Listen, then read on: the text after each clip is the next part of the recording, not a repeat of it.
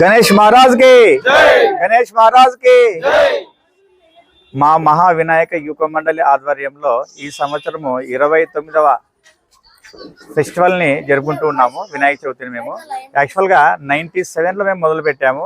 మహాయోగి లక్ష్మమ్మ ఆశీర్వాదంతో మహాయోగులేని మహా అనేటువంటి వర్డ్ని తీసుకొని మేము మహా వినాయక యువ మండలి అని చెప్పని టీమ్గా ఏర్పడి ప్రతి సంవత్సరం వినాయక చవితిని ఏదో ఒక కొత్త కాన్సెప్ట్తో సెట్టింగ్ని తయారు చేసుకుంటూ నెలకొల్పడం జరుగుతుంది. అదేవిధంగా ఈ సంవత్సరం 29వ ఫెస్టివల్ని అంటే 29th ఇయర్ ఫెస్టివల్ని జరుపుకుంటున్నాము. ఇది ఏ విధంగా అంటే హనుమాన్ వినాయకుడిని నెలకొల్పి హనుమాన్ వినాయకుడికి తగ్గట్టుగా లంగా దహనాన్ని తర్వాత అశోకవనంలో రిప్రజెంట్ చేస్తూ మనకి అంటే సీతాదేవిని ఆంజనేయ స్వామి రిప్రజెంట్ చేస్తూ ఈ సంవత్సరం నెలకొల్పడం జరిగింది.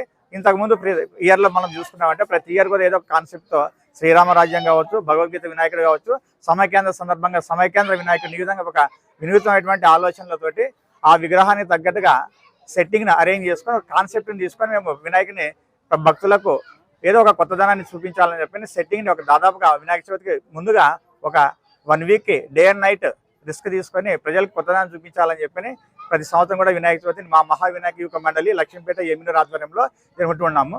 ఈ వినాయక చవితికి ముఖ్యంగా మా కార్యకర్తల సహకారము అదేవిధంగా మాకు సహకరించినటువంటి దాతలందరికీ కూడా మా వినాయక మండలి తరఫున ధన్యవాదాలు తెలియజేస్తున్నాం.